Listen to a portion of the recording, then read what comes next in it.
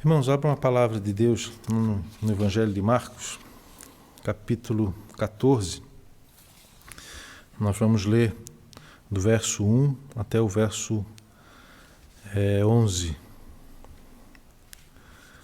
Marcos, capítulo 14, do verso 1 ao verso 11.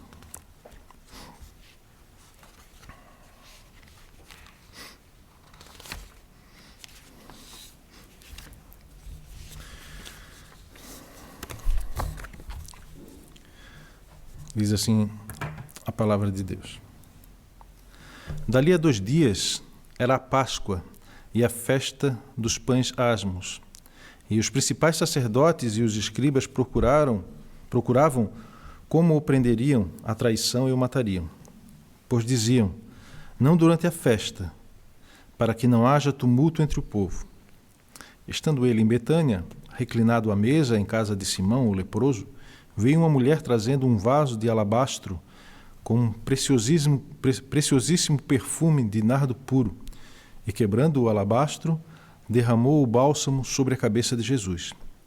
Indignaram-se alguns entre si e diziam, para que este desperdício de bálsamo? Porque este perfume poderia ser vendido por mais de 300 denários e dar-se aos pobres, e murmuravam contra ela. Mas Jesus disse, deixai-a, por que a molestais? Ela praticou boa ação para comigo. Porque os pobres sempre os tendes convosco, e quando quiserdes podeis fazer-lhes o bem, mas a mim nem sempre me tendes. Ela fez o que pôde, antecipou-se a ungir-me para a sepultura. Em verdade vos digo, onde for pregado em todo o mundo o Evangelho, será também contado o que ela fez para a memória sua. E Judas Iscariotes, um dos 12, foi ter com os principais sacerdotes para entregar a Jesus. Eles, ouvindo-o, alegraram-se e lhe prometeram dinheiro. Neste meio tempo, buscava ele uma boa ocasião para o entregar.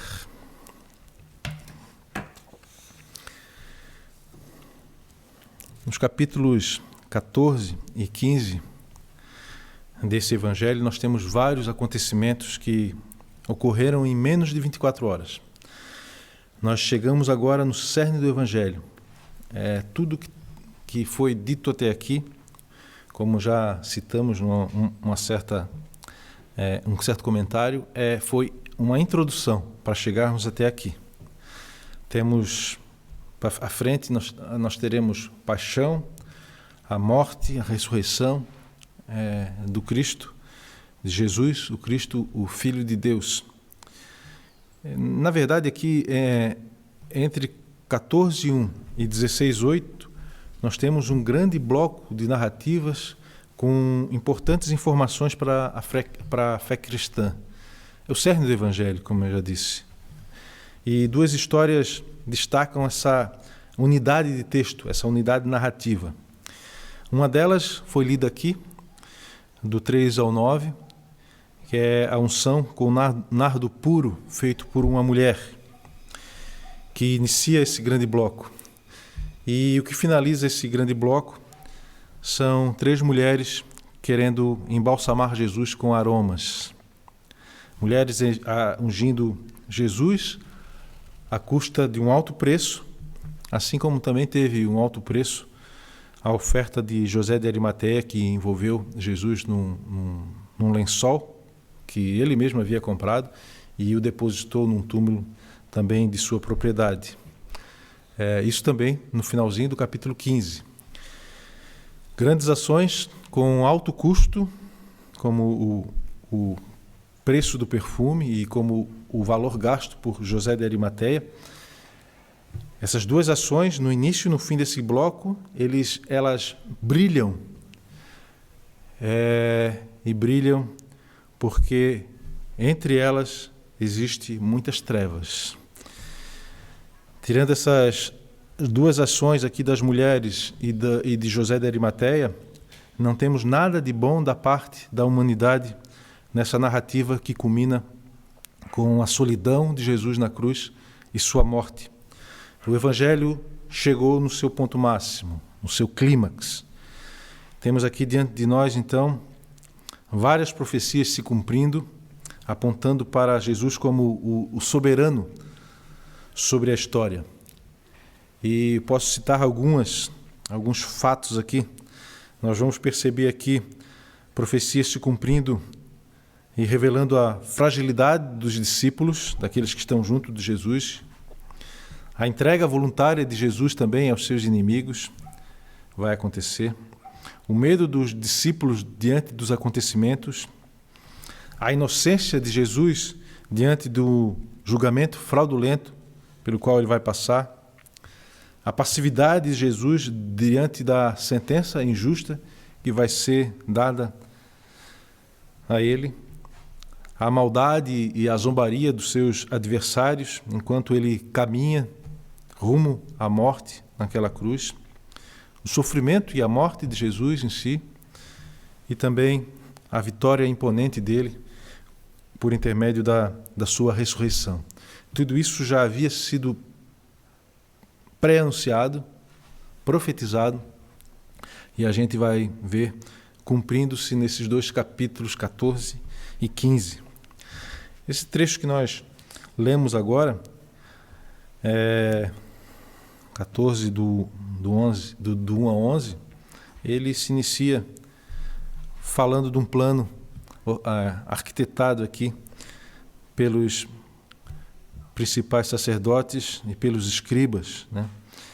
Um plano homicida, inimigos esperando uma oportunidade para prender e matar Jesus. Esse plano já era conhecido, né? Lá no início do Evangelho, capítulo 3, se não me engano, já havia esse desejo no coração dos líderes judeus.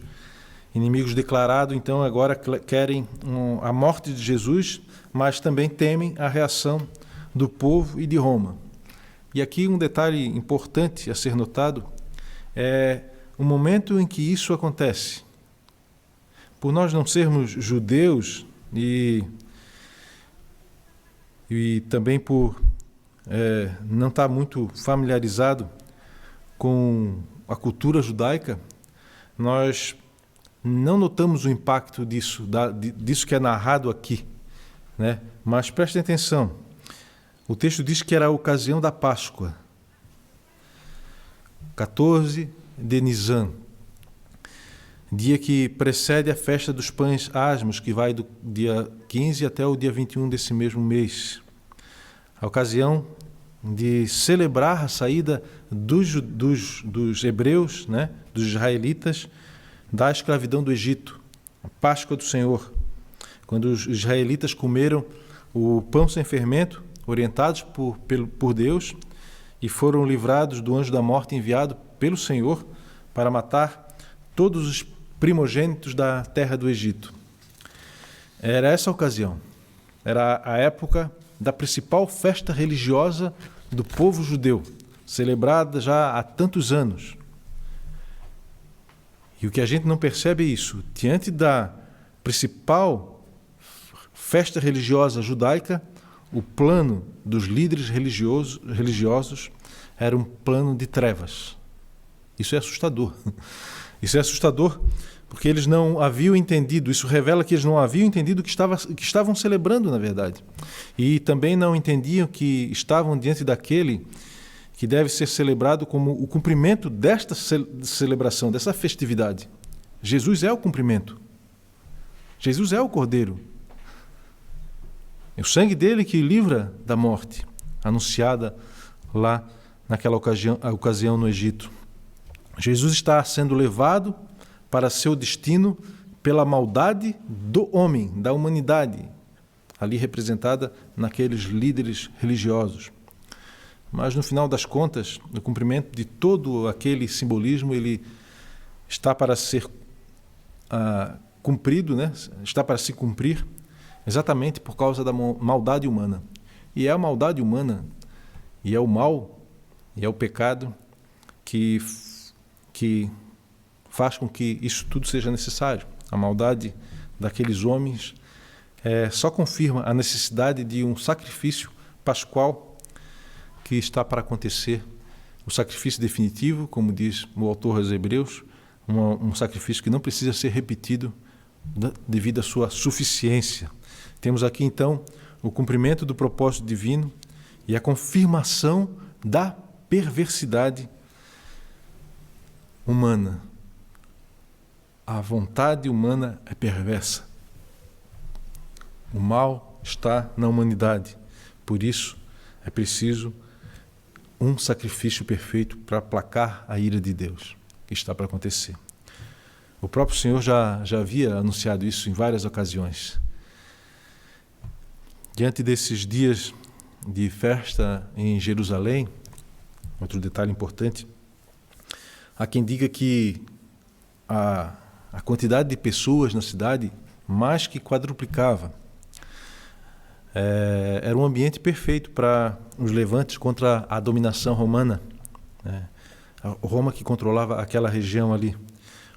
E os romanos até permitiam a celebração das festas judaicas, no caso, mas ficavam de prontidão para reagir a qualquer tipo de tumulto, qualquer tipo de levante, qualquer tipo de ato revolucionário contra Roma. Por isso que os escribas estão bem cautelosos. Eles sabem que precisam agir discretamente, com muita cautela. Por isso, o verso 2 diziam, não durante a festa, para que não haja tumulto. E no final, no capítulo 11, eles ficam aguardando a ocasião oportuna para colocar seu plano, para ativar seu plano com a ajuda de Judas, Mas no verso 3 ao 9 existe uma situação também bem interessante aqui. Verso 3 ao 9 diz assim: estando ele em Betânia, reclinado à mesa em casa de Simão o leproso, veio uma mulher trazendo um vaso de alabastro com preciosíssimo perfume de nardo puro, e quebrando o alabastro, derramou o bálsamo sobre a cabeça de Jesus. Indignaram-se alguns entre si e diziam: para que esse desperdício de bálsamo? Porque este perfume poderia ser vendido por mais de 300 denários e dar-se aos pobres. E murmuravam contra ela. Mas Jesus disse: deixai-a, por que a molestais? Ela praticou boa ação para comigo. Porque os pobres sempre o tendes convosco, e quando quiserdes podeis fazer-lhes o bem, mas a mim nem sempre me tendes. Ela fez o que pôde, antecipou-me a ungir-me para a sepultura. Em verdade vos digo que onde for pregado em todo o mundo o Evangelho, será também contado o que ela fez para a memória sua. Neste momento, Jesus está em Betânia, uma cidade a 3 quilômetros de Jerusalém, cidade de Lázaro, como é chamada hoje. Aparece aqui em cena 2 cidadãos simples, que não teriam muito destaque naquele contexto. O que aparece aqui é um homem leproso, chamado Simão, e uma mulher, aqui no texto de Marcos, uma mulher anônima.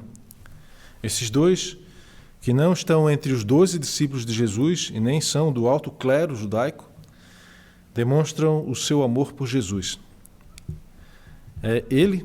Simão, o leproso, recebe Jesus em casa, demonstrando muito apreço pelo Senhor, e ela o unge com um perfume muito caro, demonstrando muita devoção e entrega a Jesus.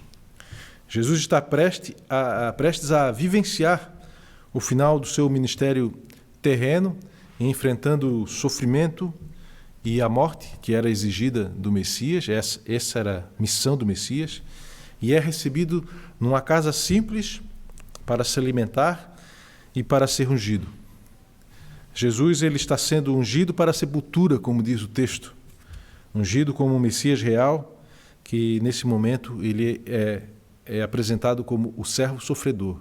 O Messias real é o servo sofredor do Salmo 22. Um Messias real que não desfruta da pompa de um palácio ou templo, mas da companhia de um leproso numa casa simples. Um Messias real que não é ungido por um sacerdote, mas por uma simples mulher, da qual nem o nome nós sabemos. Certamente o evangelista sabia o nome dela, ou tinha como saber, né? Mas ele faz questão de não registrar o nome dessa mulher para mostrar que tipo de Messias é Jesus. Já pararam para pensar nisso?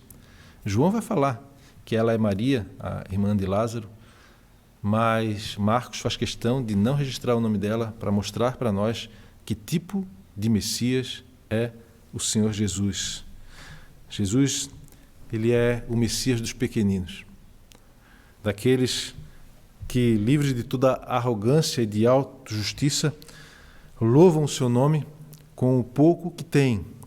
É o exemplo que Marcos quer nos deixar aqui, trazendo a pessoa desse Simão, o leproso, e de uma mulher da qual ele não cita o nome. O texto também fala de assistência aos pobres, e nós sabemos da importância disso, não é mesmo?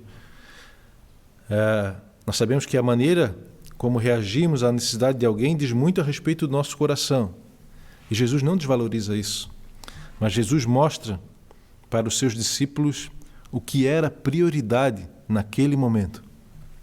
Eles ficam revoltados, aos discípulos, porque à vista deles era um desperdício muito alto, o valor do perfume ali era muito alto, mas a prioridade do momento não é cumprir o Deuteronômio 15, 9 a 11, que fala a respeito da necessidade de ajudar ao pobre. Jesus não está com eles para sempre. A prioridade nesse momento é Jesus. Jesus fala disso. Vocês não me terão para sempre. Os pobres vocês terão para sempre. Vocês podem fazer boa ação, boa obra, as que eles necessitam. Mas eu necessito de algo agora. Eu estou com vocês agora. E não estarei daqui a pouco. O texto fala de 300 denários, né? E realmente é um valor alto, né? Um denário era o valor do dia de serviço. E se a gente pegar e fazer um cálculo rápido aí, considerando o salário mínimo, dividindo por 30 e multiplicando por 300, aí a gente vai chegar a algo em torno aí de mais ou menos 10 mil reais hoje. Era o valor que tinha ali aquele perfume. Por isso a reação dos discípulos, né? E o comentário, esse perfume ele poderia ser muito bem aproveitado se fosse vendido e destinado à oferta aos pobres. Mas Jesus diz, não, vocês não entenderam. É certo que é possível que aquele perfume ali representasse alguma herança da mulher ou alguma reserva que ela tinha feito durante anos. E a intenção daqueles homens ali pode ser até que fosse boa, mas eles não estão entendendo o que está acontecendo. E é isso que Jesus destaca aqui. Jesus mostra para aqueles discípulos o que era mais importante naquele momento da história, a ponto de honrar a memória daquela mulher. E aquela profecia que Jesus faz ali, a respeito do nome da mulher sua memória ser lembrada, está se cumprindo hoje. E vai se cumprir sempre que for falado desses últimos dias do Senhor Jesus na terra.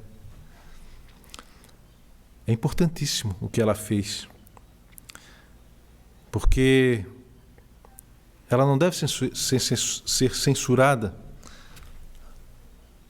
Ela praticou boa obra com o Senhor. E o Senhor Jesus, no final das contas, Ele é o necessitado do momento. Ele precisa ser ungido. Em breve, Jesus será o maior desamparado da história. E Ele está sendo ungido para isso. Em breve, Ele será aquele que experimentará a separação do Pai, desamparado. E clamará por isso. Tudo isso não por conta de algo que Ele fez, mas por conta do meu e do teu pecado. Jesus é o grande desamparado da história, num dado momento da história. E Ele está sendo preparado, ungido para isso. Verso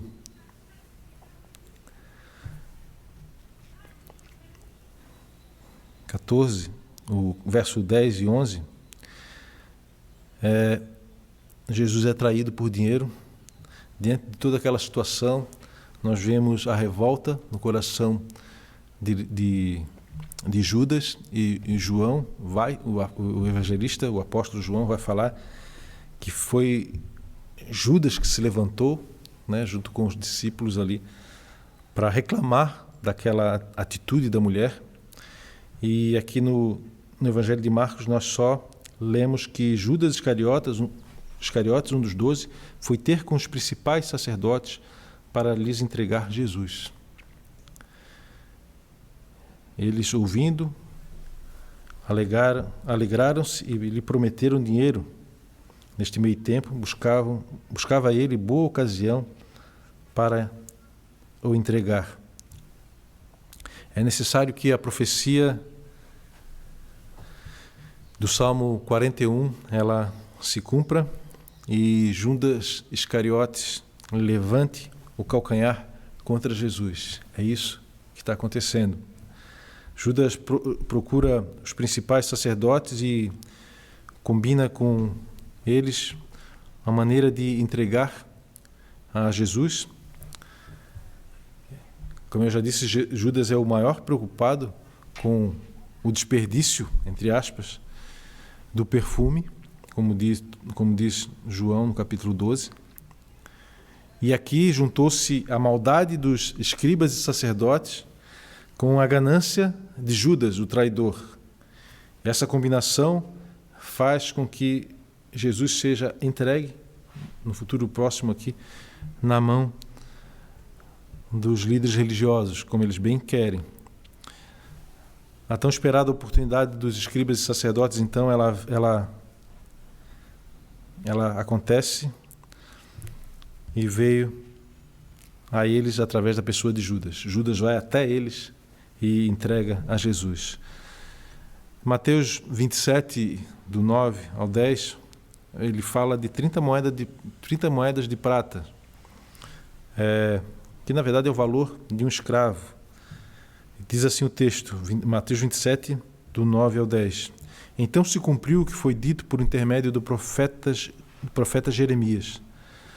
Tomaram as 30 moedas de prata, preço em que foi estimado aquele a quem alguns dos filhos de Israel avaliaram, e as deram pelo campo do oleiro, assim como me ordenou o Senhor. Zacarias, lá no capítulo 11, versos 12 e 13, diz assim, olha só que interessante. Eu lhes disse, se vos parece bem, dai-me o meu salário, e se não, deixai-o. Pesaram, pois, por meu salário, 30 moedas de pratas. E aqui Zacarias 11, 12 e 13 tem o mesmo teor de profecia de Jeremias, lá no capítulo 9, que é citado por Mateus. Está falando aqui, se referindo ao preço estimado da vida do Senhor que viria, do Messias que viria, do Senhor Jesus, estimado no preço de 30 moedas de pratas, valor de um escravo, valor que seria destinado à compra de um campo, como a gente vai ver mais para frente nesse mesmo evangelho. Mas o importante, acima de tudo, nesse momento aqui, é que a gente poder comparar a boa obra daquela mulher e a obra de Judas Iscariotes. Há um contraste aqui maravilhoso feito pelo evangelista e assustador também. A mulher, ela se desprende de um bem valioso para prestar um serviço a Jesus. E Judas, um dos 12, ele se desprende da companhia de Jesus para adquirir um bem que para ele é valioso. 30 moedas de prata. Judas passa então a ser lembrado pelo seu ato horrível e miserável de traidor do Senhor Jesus, enquanto a mulher, ela passará a ser lembrada pela sua boa obra, ungindo o Senhor, o servo sofredor, o nosso Senhor Jesus Cristo. Um comentarista diz assim a respeito dessa comparação aqui, a respeito da natureza humana. Ele diz assim: o melhor da natureza humana, diante do que Deus, em sua maravilhosa graça, fez por ela, torna-se ainda mais radiante quando é contrastado com o que há de pior nela. A graça de Deus, ela só toma o brilho diante de nós, o brilho que ela realmente tem. Nós só percebemos o brilho que ela verdadeiramente tem quando nós tomamos consciência da nossa miséria, da nossa natureza caída, da nossa perversidade, da nossa maldade, toda a nossa maldade. É o que temos aqui. A graça de Deus sobre a mulher, fazendo com que ela possa agir de maneira correta diante do Senhor Jesus, e Judas Iscariotes simplesmente seguindo o seu curso de maldade, seguindo o seu curso, segundo o seu coração, que é pecaminoso. Isso é graça de Deus que está agindo sobre a mulher. Aqui, finalizando, irmãos, queria trazer algumas reflexões para nós, para que a gente possa, de alguma forma, perceber as implicações desse texto para a nossa vida hoje. E o primeiro ponto é: nós precisamos cuidar bem da nossa vida devocional. Nós precisamos verificar como anda a nossa caminhada com Jesus. Notem, Judas foi entregue à sua própria cobiça. Todos nós tendemos a trair Jesus. Essa é a nossa tendência natural. Então, cuidado. Examine-se constantemente. Nós tendemos a trair Jesus. Percebam, Pedro negou a Jesus por 3 vezes.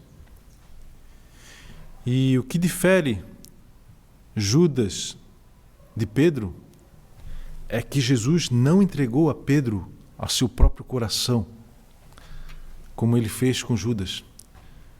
Judas, ele simplesmente deixou ele caminhar segundo seu próprio coração. Com Pedro ele não fez isso.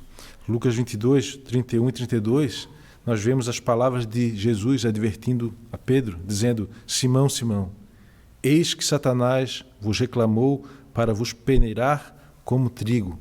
Eu, porém, por ti, para que a tua fé não desfaleça, roguei por ti. Tu, pois, quando te converterdes, fortalece os teus inimigos, os teus irmãos.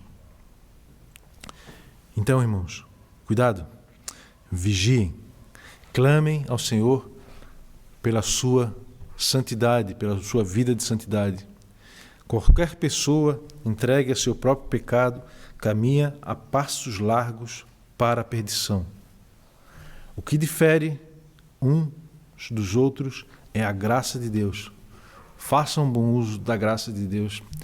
Não canso de advertir, os meios de graça estão aí para ser usados por nós e seremos cobrados de como fazemos uso dos meios de graça. Qualquer pessoa entregue a seu próprio pecado caminha a passos largos para a perdição. O resultado na vida de Judas Iscariotes foi terrível. Não podemos negligenciar essa responsabilidade que temos. Precisamos fazer uso dos meios de graça para que a gente possa lutar por santidade. Lutem por santidade. As tentações, as provações estão sempre diante de nós, mas Deus tem nos dado meios, com a ajuda do seu Santo Espírito, para que a gente possa lutar essa luta e terminarmos vencedores pela força do poder que há em Jesus, que há disponível a nós nas Escrituras. Não percam a oportunidade de buscar santificação. Sem ela, ninguém verá a Deus. Segundo ponto, precisamos considerar que, apesar de não ser o tema central desse trecho aqui, lido e hoje pregado, nós vemos aqui que Jesus também valoriza o cuidado com o próximo. E precisamos tomar atenção quanto a isso. Jesus reconhece a importância de cuidar dos pobres, mas Jesus coloca a devoção a Ele em primeiro lugar. Você tem lembrado de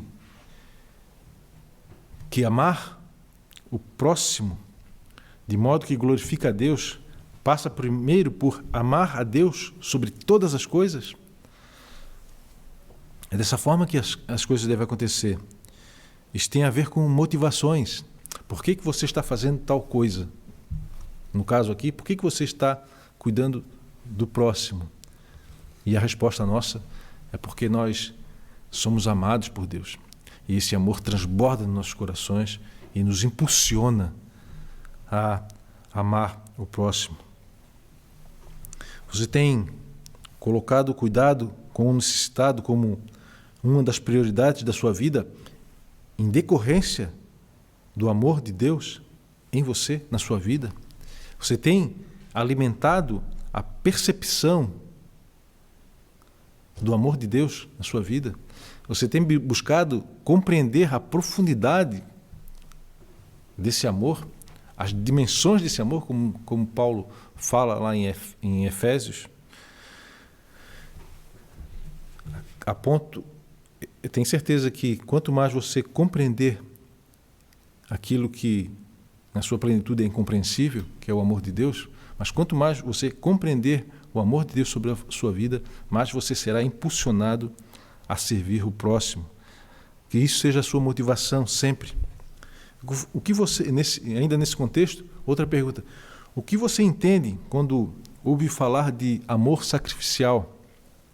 Você consegue perceber que essa mulher aqui de Marcos 14 é um belo exemplo do amor sacrificial humano diante de Jesus, que é o exemplo de amor sacrificial supremo? Outro comentarista diz assim: o amor é fundamental em todos os aspectos da caminhada com Deus.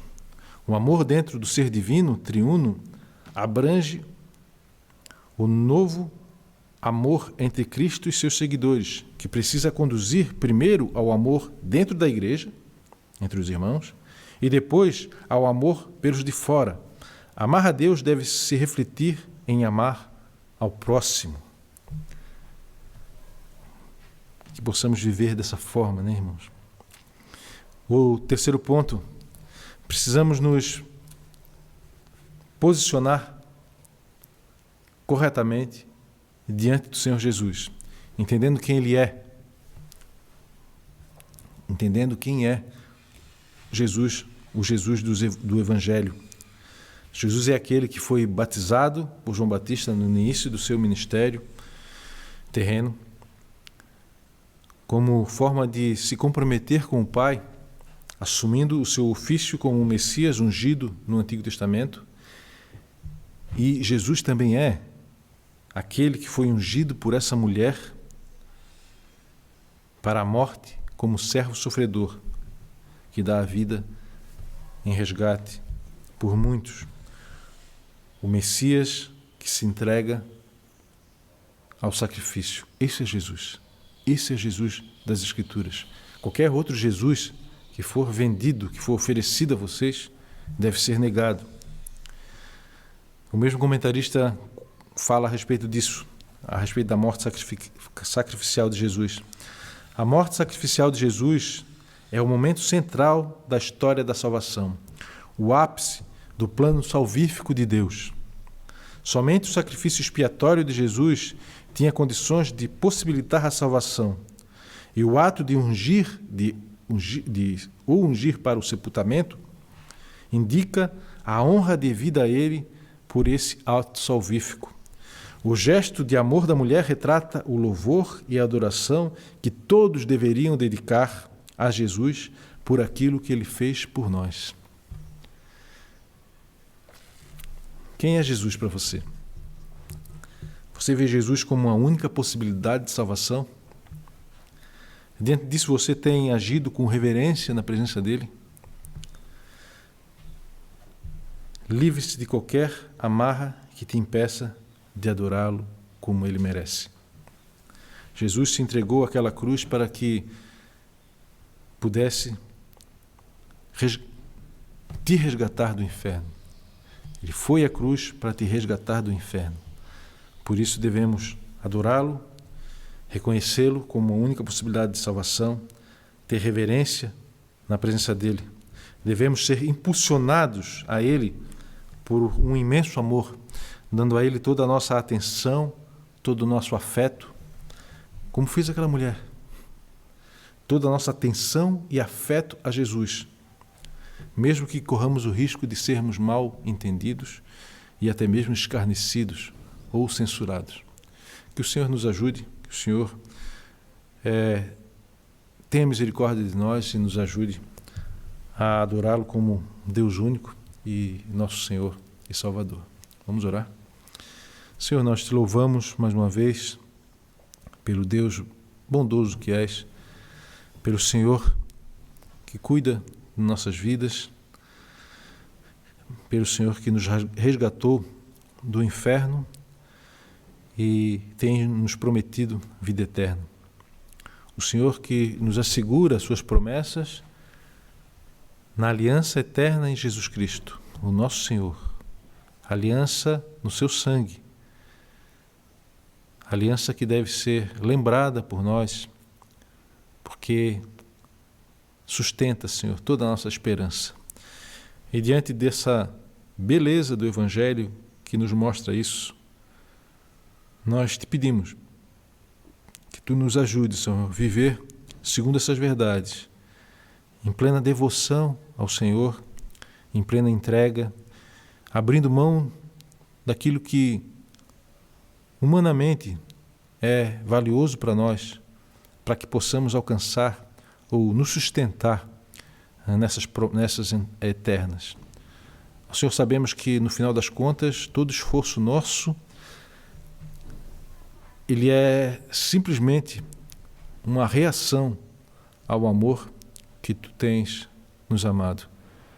Louvamos a ti, Senhor, porque a nossa incapacidade é tamanha, Senhor, que